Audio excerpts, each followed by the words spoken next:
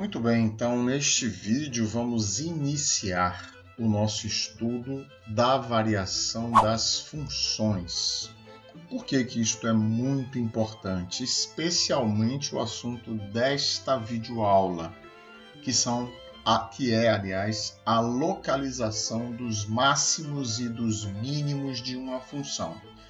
E vamos fazer isso de duas formas diferentes. Na aula de hoje vamos ver a metodologia completa, que é a metodologia que usa a abordagem da derivada primeira. E numa outra aula veremos uma outra metodologia. Mas por que este assunto é muito importante? Especialmente na engenharia, nós fazemos uso da localização de máximos e mínimos por diversas vezes. Então, observe que, por exemplo, se eu quero projetar a suspensão de um automóvel, aqui está o pneu, estou fazendo, claro, uma abordagem simplificada. Aqui está o pneu, aqui está a mola da minha suspensão. E aqui está o meu amortecedor da minha suspensão. Então, enquanto este pneu passa sobre depressões, buracos da via, ele sofre forças, ele é atuado por forças de compressão. Essa suspensão é atuada por forças de compressão e de distensão.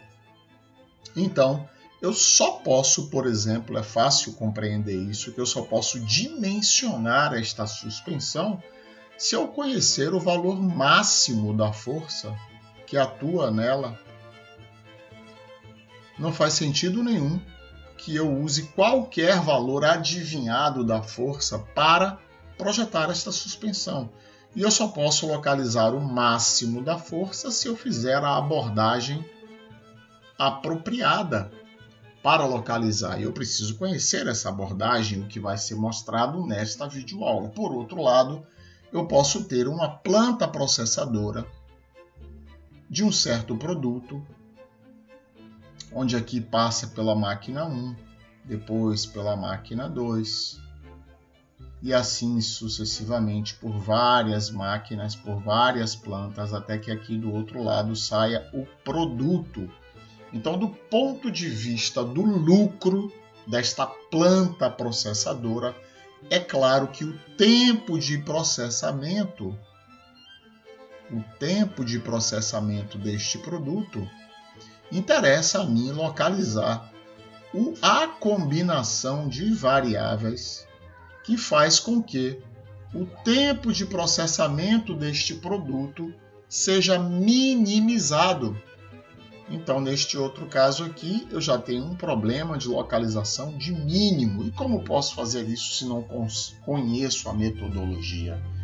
Então, é isto que vamos ver agora. Então, para começar, vamos ver uma informação importante sobre crescimento e decrescimento. Sem isso, precisamos entender como localizar matematicamente o crescimento e o decrescimento.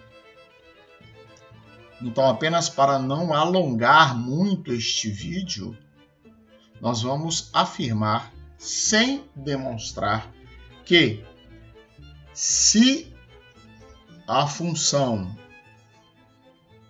y igual a f de x é crescente em x igual a x1, ou seja, é crescente no ponto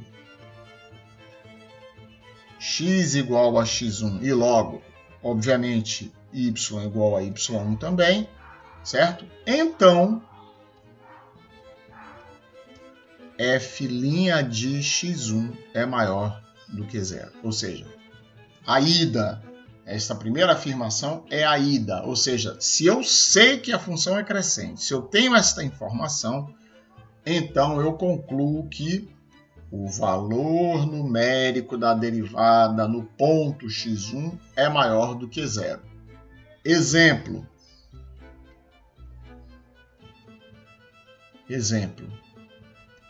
digamos, a função y igual a x ao quadrado é crescente em x igual a 1. Então, eu concluo, observe que a informação foi que a função é crescente. Então, eu concluo que f' de 1 é maior do que 0. E posso determinar, para comprovar agora, f' de x é igual a 2x, derivada de x ao quadrado. Então, f' de 1 é igual a 2 vezes 1, que é igual a 2, que de fato é maior do que 0. E isso aqui é baseado num teorema, não estamos provando esse teorema, estamos apenas anunciando. E a volta também é verdadeira, a recíproca poderia não ser verdadeira, mas neste caso é. Ou seja, se f' de x1 é maior do que 0, então eu concluo que a função é crescente em x igual a x1. Ou seja, a função é crescente em x igual a x1. O mesmo exemplo, observe. F' de 1 é maior do que 0 para f de x igual a x ao quadrado.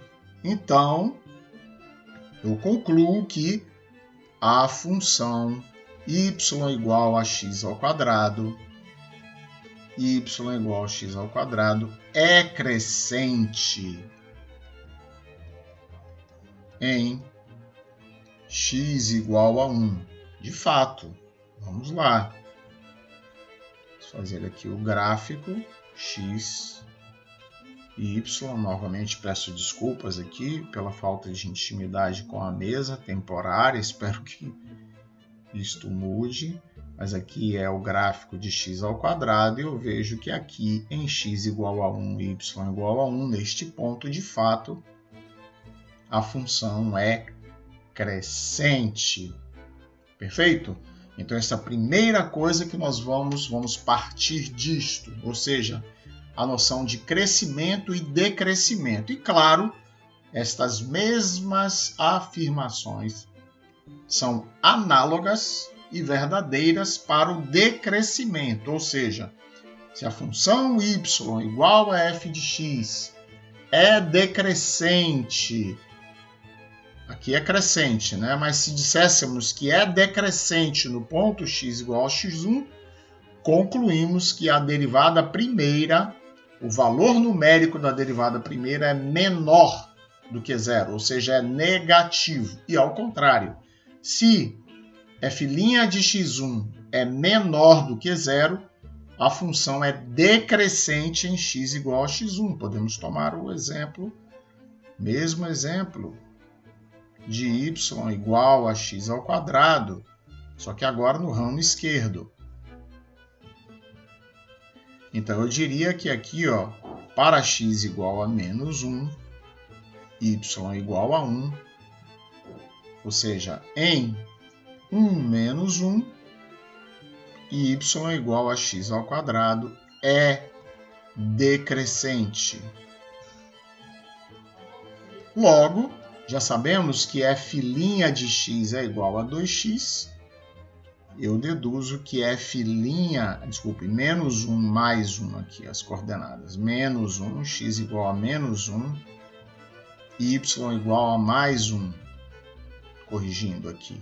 Então, f' de menos 1 é 2 vezes menos 1, que é igual a menos 2. Portanto, se a função é decrescente, eu concluo que o sinal da derivada primeira é negativo. E ao contrário, se eu tenho a informação que o sinal da derivada primeira é negativo, eu concluo que a função é decrescente. Então, com isso, partimos do conceito de crescimento-decrescimento. Que diz isso? Se crescente, derivada primeira positiva. Se derivada primeira positiva, função crescente. Ao contrário, se função decrescente, derivada primeira negativa. Se derivada primeira negativa, função decrescente. Então, vamos ver uma outra informação importante, que é a noção de máximo, a noção de mínimo e a noção de maior e menor valor da função, para que a gente não confunda esses conceitos. Então, observemos as duas figuras. Primeiro, essa figura que está à esquerda. Então, observe que na vizinhança dos pontos vermelhos, este ponto que foi marcado em vermelho é o ponto mais alto que existe. Então, a noção de máximo vai estar ligada à vizinhança, tá? Ou seja, se x igual a x1 é máximo de f, é máximo de y igual a f de x, então f de x1 mais ΔX menos f de x1 é sempre menor do que zero para ΔX tendendo a zero. Ou seja, eu estou na vizinhança de x1. Observe que se f de x1 é um máximo, é porque ele é o ponto mais elevado na vizinhança. Portanto, para qualquer que seja o ponto pertencente a essa vizinhança, será mais baixo do que ele, portanto, esta conta tem que dar negativa. Independente de ΔX tender a zero pela esquerda ou pela direita. E a mesma coisa podemos dizer do mínimo. Ou seja, se x igual a x2 é mínimo de y igual a f de x, então acontece o contrário. F de x2 mais ΔX menos f de x2 é sempre positivo, porque qualquer ponto pertencente, claro que de novo, para ΔX tendendo a zero, porque observe que as duas funções, a que está à esquerda e a que está à direita, tem vários máximos pintados de vermelho e vários mínimos pintados de verde. Então, a noção de máximo se refere à vizinhança do ponto, porque há vários máximos e nós podemos reforçar esta noção de máximo incorporando a palavra local, ou seja, um máximo local, um mínimo local, certo? Então, no caso do mínimo, íamos dizendo f de x2 mais ΔX, qualquer que seja ΔX, positivo ou negativo, tendendo a zero pela esquerda ou pela direita. Esta conta tem que dar maior do que zero, porque f de x2 é o mínimo, logo é o ponto mais baixo. Então, esta conta vai ser sempre positiva. Então, não confundir máximos e mínimos com maior e menor valor no intervalo. Então, por isso, marcamos ali dois exemplos com intervalos distintos. Digamos que esse ponto seja B. Então, no primeiro exemplo, de 0 a B, eu vejo que há aqui 1, 2, 3 máximos. E 1, 2, 3 mínimos. Mas, de 0 a B, o maior valor não é nenhum dos 3 máximos. E o menor valor não é nenhum dos 3 mínimos. Portanto, eu preciso perceber que a noção de maior e menor valor nada mais é do que a comparação dos valores da função nos extremos com os máximos e os mínimos. Então aqui temos o valor m, que está pintado de azul, 2, 3, 4, os máximos, 5, 6, 7 com os mínimos, 8 com o valor no extremo b. Eu vou comparar o valor de y dos 8 e vou concluir que o menor valor, é claro, é o menor de todos eles, que é o m que está pintado de azul, enquanto que o m maiúsculo que está pintado de marrom é o maior valor dos 8. Simples assim.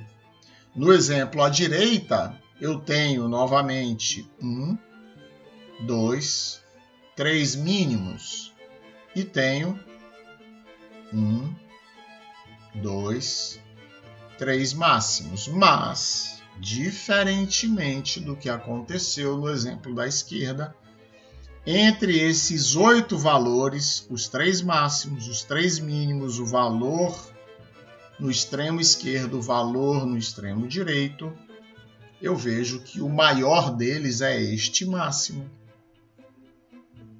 E o menor deles é este mínimo. Então, pode haver uma coincidência, certo?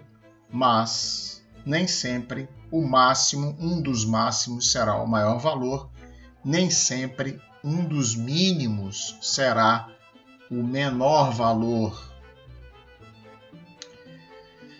Vamos progredir então agora para uma coisa muito importante. Começamos falando do crescimento, depois passamos para a noção de máximo, para a noção de mínimo, noção de maior e de menor valor, e agora vamos ver a condição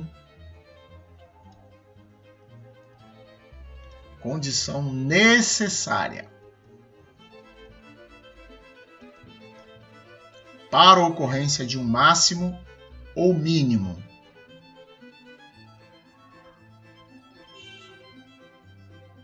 Então, tanto faz ser máximo como mínimo, vamos nomear de extremo. Então, o que é o extremo de uma função?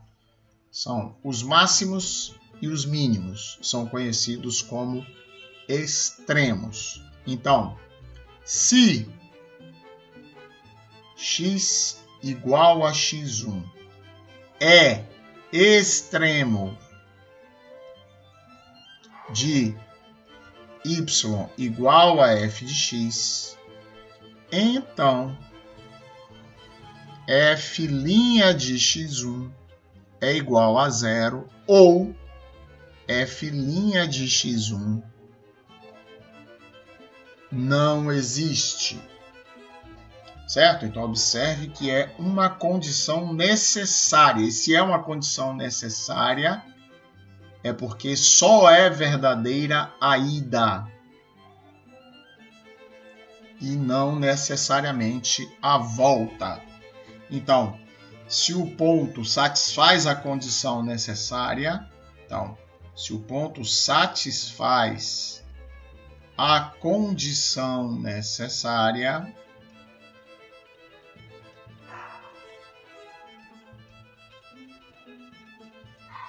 vou chamar ele de candidato a extremo. Vamos dar aqui um exemplo para que nós possamos entender. Já já vamos dar exemplos matemáticos também. Um outro exemplo de condição necessária. Condição necessária para eu ser funcionário de uma empresa pública. Fazer um concurso, certo? Eu vou lá, pago uma taxa e compareço no dia da prova e faço as provas.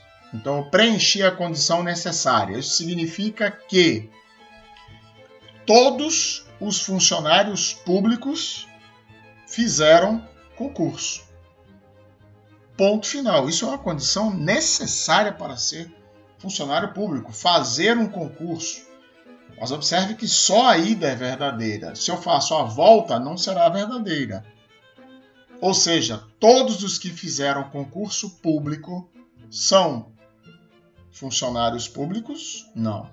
Só os que se classificaram. Portanto, fazer o concurso público é uma condição necessária. Da mesma forma, anular a derivada primeira ou a derivada primeira ser inexistente em x igual a x1 não garante que é um extremo. Ele é um candidato a extremo. Mas todos os que são máximos, todos os que são mínimos preenchem esta condição. Perfeito? Vamos aos exemplos matemáticos agora. Vejamos então agora dois exemplos de aplicação da condição necessária, ou seja, determine os pontos críticos, uma nova expressão então agora, ó, que são pontos críticos, são exatamente os candidatos a extremo. Quem são os candidatos a extremo? Os que preenchem a condição necessária. Qual a condição necessária? Resolver a equação f' de x igual a zero ou f' de x não existe. Tá bom? Então, vejamos aqui. Y é igual, primeiro exemplo, x ao cubo sobre 3 menos 2x ao quadrado mais 3x mais 1. Então, primeiro exemplo, letra A. Primeira coisa que eu faço, y', calculo quem é a minha derivada primeira, é o meu ponto de partida. X ao quadrado menos 4x mais 3. X ao quadrado, derivada de x ao cubo sobre 3. Menos 4x, derivada de menos 2x ao quadrado. Mais 3, derivada de 3x. Está implícito aqui mais 0, que é a derivada de 1. Muito bem. Então, vamos igualar esta derivada a zero. O que acontece quando eu igualo a derivada a zero? Eu vou encontrar os candidatos. Então, x ao quadrado menos 4x mais 3 igual a zero. Então, minimamente posso aplicar a fórmula de Bhaskara. Menos b, mais ou menos a raiz quadrada de b2, 16, menos 4 vezes 3 vezes 1, 12, sobre 2. Então, isto é 4 mais ou menos 2 sobre 2, que me dá como raízes x1 igual a 1, 4 menos 2 sobre 2, x2 igual a 4 mais 2 sobre 2, igual a 3. Então, x1 igual a 1, x2 igual a 3 são os pontos críticos. Resposta.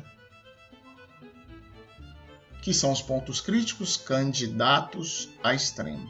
Então, esses dois são candidatos a extremo da primeira função. Isto era o perguntado.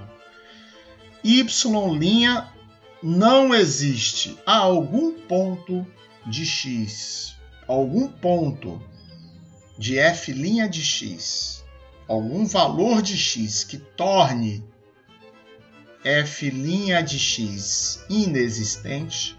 Claro que não. Por quê? Porque f' de x é polinômio. F' de x é polinômio. E se y é Pn de x, onde Pn de x é a notação que eu escolhi para polinômio, qualquer que seja o grau, se y igual a Pn de x, Pn de A existe qualquer que seja A pertencente a R. Observe que A tem que ser pertencente a R. Ah, professor, e se for infinito? Infinito não pertence a R. A tem que ser real. Infinito não é real. Infinito é abstrato, certo? Não é um valor concreto. Infinito é 1000? Não. Infinito é 1 milhão? Também não. Infinito é 10 elevado a 50? Também não. Portanto, infinito não é um valor concreto. E qualquer valor de A que eu jogar nesta expressão do polinômio, eu vou poder calcular um valor concreto. Se eu jogar 10, sai um valor concreto? Sim. Se eu jogar 1000, sai um valor concreto? Sim. Se eu jogar 1 milhão, sai um valor concreto? Sai. Se eu jogar 1 milhão, sai um valor muito alto. Mas é concreto. Eu posso calcular? Pode. Então, está respondido. Ou seja, todas as vezes, é bom já apreciar isto, todas as vezes que a derivada for um polinômio, não vai existir nenhum valor de x que faça essa derivada ser inexistente. Detalhe, valor de x pertencente a R. Perfeito? Então vejamos o segundo exemplo.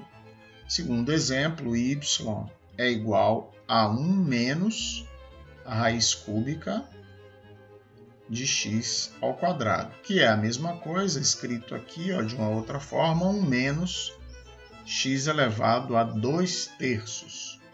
Então, quem é y'?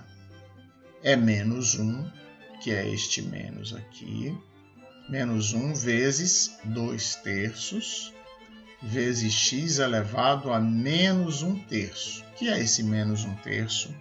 É 2/3 menos 1. Estou usando a regra de derivação da função potência. Então, isso aqui é 2/3 menos 1. 2/3 menos 1 é menos 1/3. Então, isto nada mais é do que menos 2 sobre 3 vezes a raiz cúbica de x, certo? Existe algum valor de x que faça essa derivada ser zero? Não existe. Ou seja, não existe x tal que f' de x seja igual a zero. Vamos lá. Observe que aqui eu tenho uma constante, que é menos 2/3, dividido pela raiz cúbica de x. Se x for igual a zero, já vimos que constante dividido por zero não existe, certo? Portanto, se x for 1, for 2, qualquer outro valor, não vai fazer esta derivada ser zero. Somente quando x tender a infinito, essa derivada vai tender a zero. E vimos que infinito não vale, infinito não pertence aos reais. Portanto, não existe x tal que... Melhor aqui, me confundi aqui, perdão. Não existe, usei qualquer que seja x. Não existe x tal que f' de x seja zero. Por outro lado, f' de x não existe para x igual a zero. Então, aqui tenho um candidato a máximo ou a mínimo. É um candidato. Por quê? Porque já vimos que a divisão por zero não é permitida em R.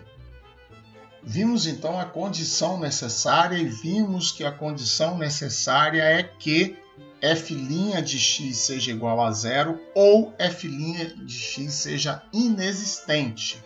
Muito bem, agora vamos ver a condição suficiente. Então, temos candidatos para fazer o concurso esses candidatos fizeram a prova e alguns se classificaram, passaram no concurso e se classificaram entre as vagas existentes. Então, qual é a condição suficiente agora? A condição suficiente é se classificar entre as vagas disponíveis. Pronto. Da mesma forma, agora vamos ver que existe uma condição suficiente para que aquele candidato se torne um máximo ou um mínimo. Muito bem. Qual é a condição suficiente? Que haja troca do sinal de y igual a f' de x na vizinhança do ponto candidato. Ou seja, do ponto crítico. Certo? Então vamos precisar fazer o estudo do sinal de f' na vizinhança do ponto crítico. Então, exemplo 1.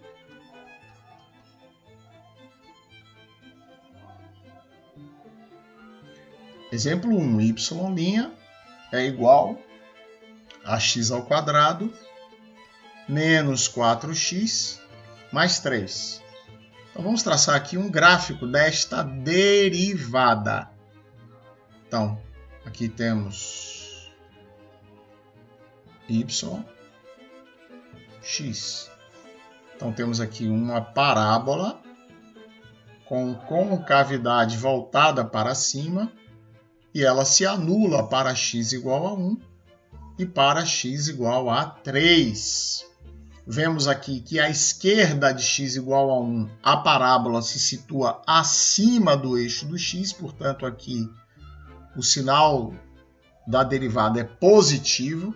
Observe que x ao quadrado menos 4x mais 3 é este gráfico, que é o gráfico da derivada. Não é o gráfico da função. Inclusive a função nem está aparecendo mais aqui neste momento no vídeo. Olho também que à direita de x igual a 3, o gráfico também está situado acima do eixo do x. Portanto, aqui também a derivada é positiva. E que entre 1 e 3 existe a função situada abaixo do eixo do x. Portanto, aqui o seu sinal, o sinal da derivada é negativo. Portanto, entre 1, quando a derivada passa por 1, o sinal dela troca? Sim, troca de mais para menos. Portanto, aí eu tenho um extremo. Então, passando por x igual a 1, y' troca seu sinal. Que concluo, então, existe extremo. Existe extremo. Muito bem. Passando por x igual a 3, existe troca de sinal? Sim. Então, passando por x igual a 3, y' troca seu sinal, então existe extremo. Muito bem. E agora, que extremo é? Vejamos. O máximo e o mínimo. Máximo. Primeiro a função cresce, cresce, cresce, chega no seu máximo e depois decresce. Portanto, dissemos lá no início, lembram-se? Quando a função cresce, a derivada é positiva. Quando a função decresce, a derivada é negativa. Portanto, da esquerda para a direita, quando o sinal troca de mais para menos, eu tenho um máximo. Portanto, x igual a 1 é máximo. dessa função. Porque y' passa de mais para menos. Então, aqui eu vejo isso. De mais para menos. Enquanto, no caso do mínimo, primeiro a função decresce, decresce, decresce, até chegar no mínimo, depois cresce. Então, sinal negativo para positivo. Então, da esquerda para a direita, menos para mais. Portanto, x igual a 3 é mínimo, porque y' passa de menos para mais. Então, de menos para mais. Então, por isso, eu vejo que x igual a 1 é máximo e x igual a 3 é mínimo. Vejamos agora o outro exemplo. No outro exemplo, nós tínhamos, exemplo 2, nós tínhamos y' igual a menos 2 sobre 3 vezes a raiz cúbica de x. Então, vimos que o candidato, o ponto crítico, x igual a 0. Façamos agora, então, o estudo do sinal desta derivada. Então, eu tenho constante negativa no numerador, menos 2, portanto, menos e menos, a função não vai alterar o seu sinal quando passa por 0, e o denominador 3 vezes a raiz cúbica de x, que é uma função crescente que se anula em 0. À esquerda, negativo, raiz cúbica, tá? 3 raiz cúbica de x. E à direita, positivo. Então, menos e mais. Então, y', 3 raiz cúbica de x. Y' é a divisão de menos 2 por 3 raiz cúbica de x. Então, estou dividindo menos com menos, mais. Estou dividindo menos com mais, menos. Portanto, observe que da esquerda para a direita o sinal troca de mais para menos. Portanto, x igual a 0 é máximo da função.